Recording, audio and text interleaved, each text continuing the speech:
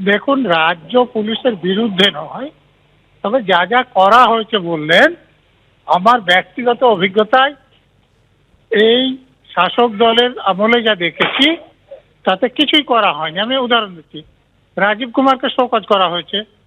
রাজীব কুমার কে? তার বিরুদ্ধে অভিযোগ যে মমতা ব্যানার্জির বিরুদ্ধে যেসব প্রমাণ ছিল চিটফান্ড কাণ্ডে সেগুলো তিনি লোপাট করেছেন। তো আপনারা কি মনে করছেন যে রাজীব কুমারের বিরুদ্ধে ব্যবস্থা নেওয়া হবে? যেহেতু মমতা ব্যানার্জির এতটাই মুখ পুড়েছে, অতএব খানিকটা হালকা করার জন্য শোকজ করেছে। উত্তর দিয়ে দিলেন, সন্তুষ্ট হিসেবে ছেড়ে দিলেন, 1 নম্বর গেল। আপনি যে মুকেশ কুমার বলছেন, তিনি মুর্শিদাবাদ জেলার এসপি ছিলেন, তিনি কি জাতীয় অফিসার শাসক দলের কতটা পাচাটা আমি নিজে অভিজ্ঞতা থেকে জানি। অতএব তার বিরুদ্ধে একই ব্যাপার হবে। অতএব এই দুটোতে কিছুই করা হয়নি। এরপরে আপনারা অরূপ বিশ্বাসের কথা বলছেন। দেখুন, মমতা ব্যানার্জির পরিবারের লোকজনকেও তো অরূপ বিশ্বাস ওখানে ঢুকিয়ে, যেখানে 10 লাখ টাকা দিয়ে সেলফি তোলার জায়গায় ঢুকিয়েছিলেন। তো অতএব অরূপ বিশ্বাসকে বলবে যে দেখো এত হইচই হচ্ছে, তুমি একটু এরকম ইচ্ছা প্রকাশ করো, এরপরে তোমাকে এর থেকে ভালো জায়গায় দিয়ে দেবো। কিছু হলো না। এরপরে একমাত্র যেটা হয়েছে যে ওখানে ডিসি যিনি চার্জে ছিলেন তাকে সাসপেন্ড করা হয়েছে, তার বিরুদ্ধে ডিসিপ্লিনারি প্রসিডিং শুরু করার কথা বলা হচ্ছে। তা হ্যাঁ, উনি কতদিন সাসপেন্ড থাকবেন, ডিসিপ্লিনারি প্রসিডিং হবে, ওনাকে দোষী পাওয়া যাবে না, উনি ছাড়া পেয়ে যাবেন। আর তারপরে যিনি সিইও ছিলেন ওখানকার মাঠে, তিনি তো রিটায়ার্ড ডব্লিউবিসিএস অফিসার। তো রিটায়ার্ড কোন লোকদের আমাদের রাজ্যের শাসক দল আবার পুনর্নিয়োগ করে?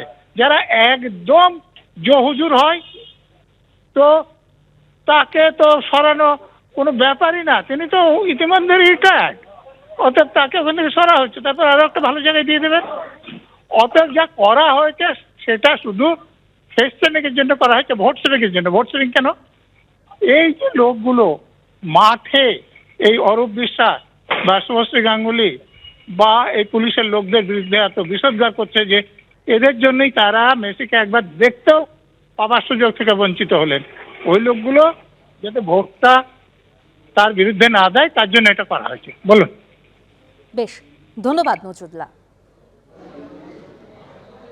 যুবভারতী কাণ্ডে একদিকে যেমন ক্রীড়ামন্ত্রী অরূপ বিশ্বাসের ইস্তফার ইচ্ছা প্রকাশ, অন্যদিকে রাজ্য পুলিশের শীর্ষ আধিকারিক তাদেরকে শোকজ করা হলো। তাদের মধ্যে রয়েছেন রাজ্য পুলিশের ডিজি রাজীব কুমার, রয়েছেন বিধাননগরের পুলিশ কমিশনার মুকেশ কুমার। তদন্ত কমিটির রিপোর্ট অনুযায়ী রাজীব কুমারকে সরকারের শোকজ। অন্যদিকে বিধাননগরের ডিসিপি অনিশ সরকারের বিরুদ্ধেও বিভাগীয় তদন্তের নির্দেশ। খবরের দিকে আমরা নজর রেখেছি। যুবভারতী কাণ্ডে ইতিমধ্যেই আমরা জানি যে ডিজিপি রাজীব কুমার, বিধাননগরের সিপিকে শোকজ করা হয়েছে, তাদের জবাব তলব করা হয়েছে। 24 ঘন্টার মধ্যে জবাব চেয়ে পাঠিয়েছে রাজ্য সরকার। বিধাননগরের পুলিশ কমিশনার মুকেশ কুমারেরও জবাব তলব করা হয়েছে। তদন্ত কমিটির রিপোর্ট অনুযায়ী রাজীব কুমারকে সরকারের শোকজ। অন্যদিকে ক্রীড়ামন্ত্রীর পদ থেকে ইস্তফার ইচ্ছা প্রকাশ করেছেন অরূপ বিশ্বাস। একদম সেই যে তিনি চিঠি দিয়েছেন মুখ্যমন্ত্রীকে, সেই চিঠিটা আপনারা দেখতে পাচ্ছেন। ক্রীড়ামন্ত্রীর পদ থেকে ইস্তফার ইচ্ছা প্রকাশ অরূপ বিশ্বাসের। তবে কেন অব্যবস্থা?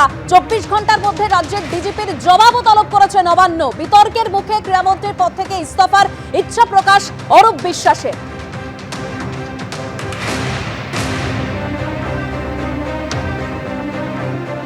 একদিকে রাজ্য প্রশাসনের শীর্ষ কর্তা, তাদের কাছে শোকজ করা হলো রাজ্য সরকারের তরফে এবং তাদেরকে শোকজ করা হয়েছে। আর অন্যদিকে ক্রীড়ামন্ত্রী তিনি ইস্তফার ইচ্ছা প্রকাশ করে ইতিমধ্যেই চিঠি দিয়েছেন অরূপ বিশ্বাস। তিনি বলছেন যে নিরপেক্ষ তদন্তের স্বার্থে ক্রীড়ামন্ত্রী হিসেবে অব্যাহতি চাইছে।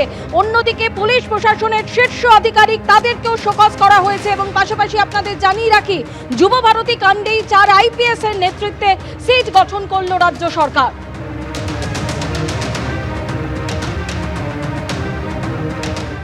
যুবভারতী ক্রীড়াঙ্গনে মেসিকে নিয়ে যে ঘটনা, তাতে রাজধর্ম পালন করেছেন মুখ্যমন্ত্রী মমতা বন্দ্যোপাধ্যায়। তদন্তের নির্দেশ দিয়েছেন একদিকে পুলিশের, অন্যদিকে অবসরপ্রাপ্ত বিচারপতি অসীম রায়, তাকে দিয়ে একটি কমিটি। এবার রাজ্য সরকার পরপর কড়া পদক্ষেপ নিয়েছে।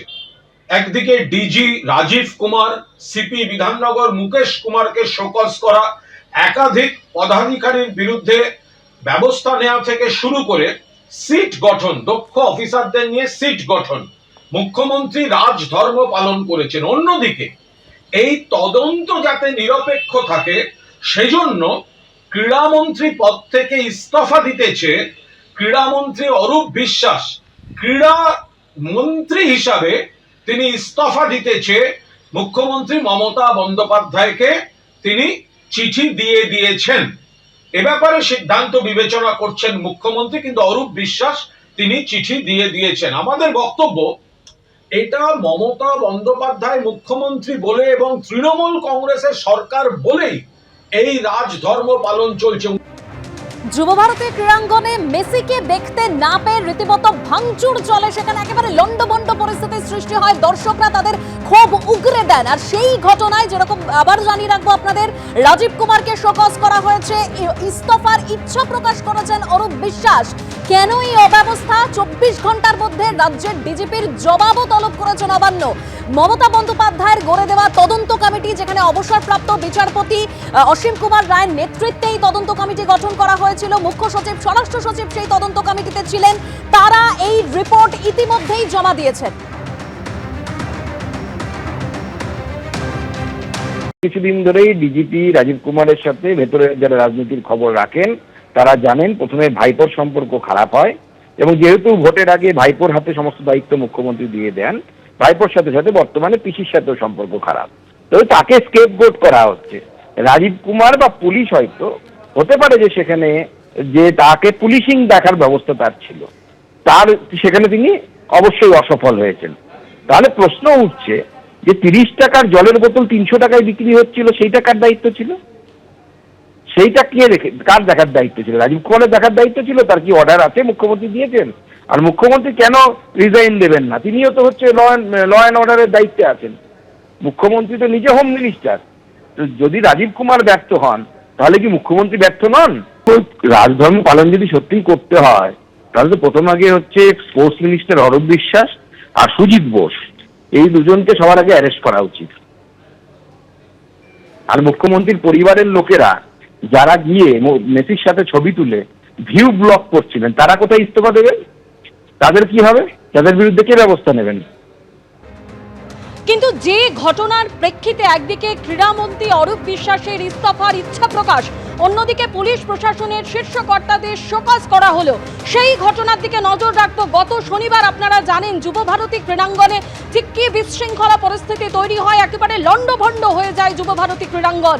সেখানে যে দর্শকরা এসেছিলেন মেসিকে দেখতে, তারা অনেকেই অভিযোগ করেন যে মেসিকে তারা দেখতেই পাননি, তারা ক্ষোভ উগরে দেন।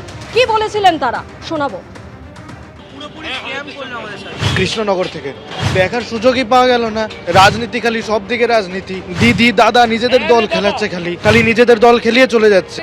অরূপ বিশ্বাস দালালরা, তৃণমূলের চটি যারা দালালরা ছিল, তৃণমূলের দালাল অরূপ বিশ্বাস। অরূপ বিশ্বাসের ফ্যামিলি মিট আপ নাকি? আমাদের মতো সব ফুটবল ফ্যানদের পয়সায় আজকে অরূপ বিশ্বাস সেলফি তুলতে এসেছে এখানে। পলিটিক্যাল লিডারদের চামচা আর পুলিশের লোকজন মিলে ঘিরে রেখেছে পুরো। জড়িয়ে ধরে ছবিটা তুলুন, ছবিটা এটা কি হচ্ছে? উনি ফ্রিতে এসছে, আমরা টাকা দিয়ে এসছি। এবিপি আনন্দ, এগিয়ে থাকে, এগিয়ে রাখে।